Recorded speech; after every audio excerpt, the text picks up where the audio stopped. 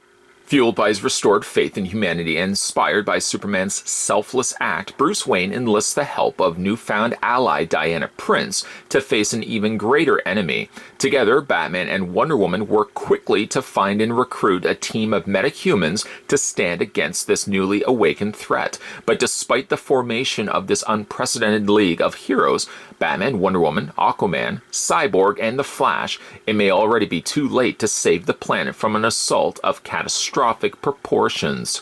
This 9-inch scale PVC diorama of Batman is based on his appearance in the feature film Justice League and was sculpted by Roca Tartamello.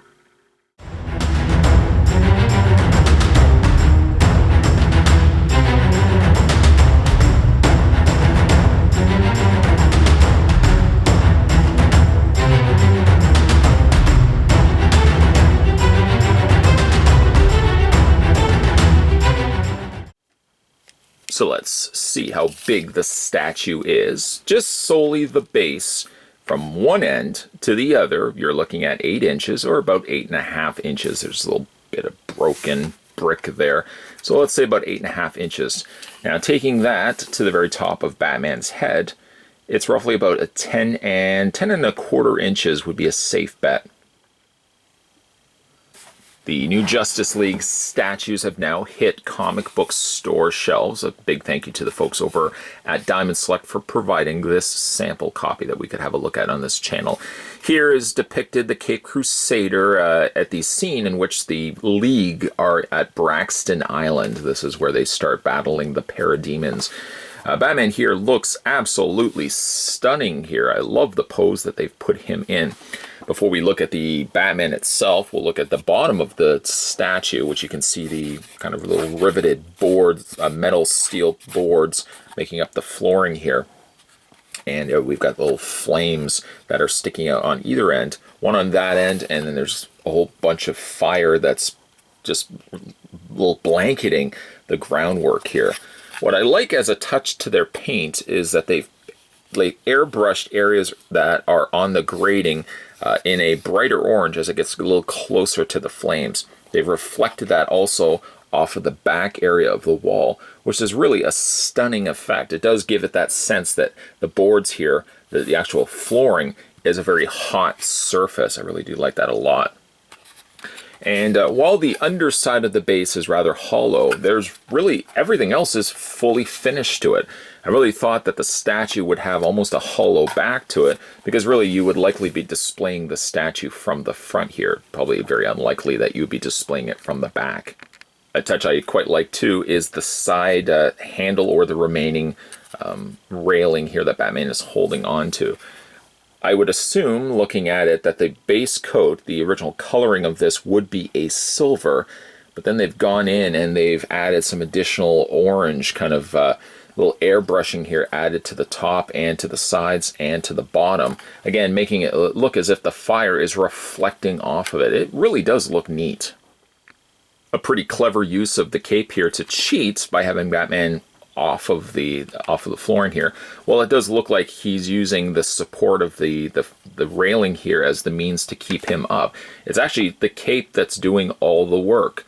The cape is attached, if I spin it around here, it's attached to the back wall here. They've sculpted it so it does look like the cape's draping its way over the back concrete of the wall, but it's attaching all of the figure in place. A very simple yet very effective way of displaying the figure, otherwise than just having him in a museum pose. I rather do like the fact that you've got Batman here in a leaping pose with Batarang in hand. I must say I do like the head sculpt here on Batman as well. It does work well from all angles, depending on which way you want to face the statue. The cape is slightly raised, again, by the way that the cape is flowing. It does have that little bit of gap in between here that's supposed to be there. Face sculpt is very nicely painted there. You can also see that his eyes are done there as well. And he's got a little bit of stubble on his face. Unfortunately, I think it got a little too generous here because there's a little bit of couple of paint splotches on the bottom of the chin. Now, mileage may vary. That's not going to be on every single statue. Just need to point it out that it's on mine, unfortunately. Yeah, sadly, despite for the fact that there's that little smudge of paint. Other than that, I absolutely love the head sculpt on here. As we get further into Batman's outfit, a rather darker presentation here of the original Batman v Superman Batman costume. Again, much darker in gray here. The bat emblem almost slightly gets lost just because of the dark gray that they ended up using, but it's still there. You can make it out. Works a little bit better if you slightly tip it to the side. It gets a little bit of the light reflecting off of it. You got all these little scratches and the texturing effect to his body armor. The costume is otherwise pretty dark, except for, I suppose, the gold that they've incorporated into the utility belt. All the individual pockets are sculpted. Paint generally is pretty clean. In fact, actually, if you look at the statue itself, it looks as if what they've done is perhaps used a darker PVC, and then they've maybe airbrushed or just dry brushed a lighter coat over top of it, because it seems like there would be a lot of dark gray to have to paint over top of it. They probably have done the reverse to it. Having a look at the bat boots here, you've got the little bit of that gold on the end tip portions of his boots, and if you actually look at it, he's got a little bit of that also on the glove. Now, I don't know, I thought that the glove itself was black, a dark color, and it was only the knuckle portion of the gloves that were actually the gold. Instead here, what we're getting is the gold making up the forearm. I don't feel like this is right, but we've almost got like the darker gold happening here. I feel as if that should be the same coloring as the rest of his glove. The cape has some nice texturing done to it. There's the interior shot of it. It does kind of look like a real bat wing almost. And then we just, again, flip it around. On the bottom tips, basically running from here all the way down to where it almost connects to the wall here, the lower half of the cape has been given a slightly grungier, dark, like brown kind of coat of paint on added to the bottom here, just to kind of make it look like it's worn and dirtied up here.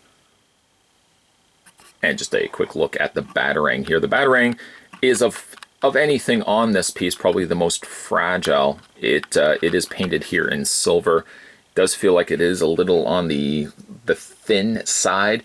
So as long as you don't accidentally bang that or drop the statue, you shouldn't have any problems with it. Even the Batarang itself is very nicely detailed.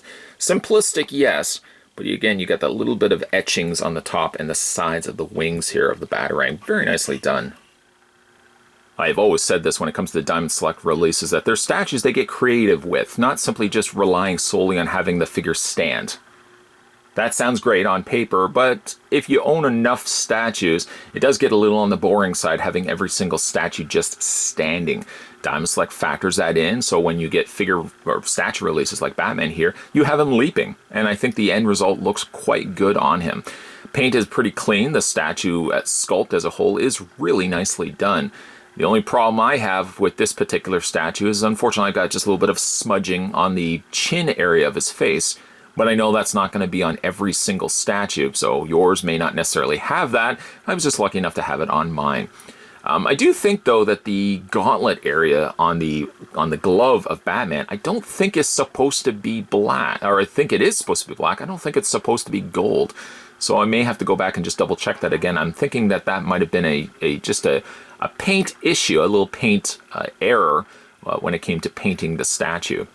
Other than that, I absolutely adore this statue. It's a really nice creative way of displaying a Justice League Batman. Like I said, above and beyond just simply having him standing. This gives you a little bit more creative options. And this is going to be the first of 5 of the Justice League releases. They're also doing a Wonder Woman, an Aquaman, a Flash, and a Superman. We're going to be having a look at the Wonder Woman, and I also managed to get the Aquaman, so we're going to have a look at those in the future videos. The only ones that haven't been released yet, to my knowledge, are the Flash and the Superman, and I hope to pick those up as well. Either way, though, today we were having a look at the Diamond Select Gallery Justice League Batman statue. Again, a big thank you to the folks over at Diamond Select for providing the sample for this review. If you guys wanted to check out some other Diamond Select Galleries statue reviews, I've got a playlist on this channel just for that. You also want to check out some more Diamond Select releases, also got a playlist for that. And if you want to see upcoming releases before they hit store shelves, you can head over to Diamond Select's YouTube channel, which will be on the homepage under the Featured Channels section. We're going to be having a look at some more gallery statues in some future reviews, so stay tuned for that. As always, thanks for watching, as you always do, guys. I'll see you next time.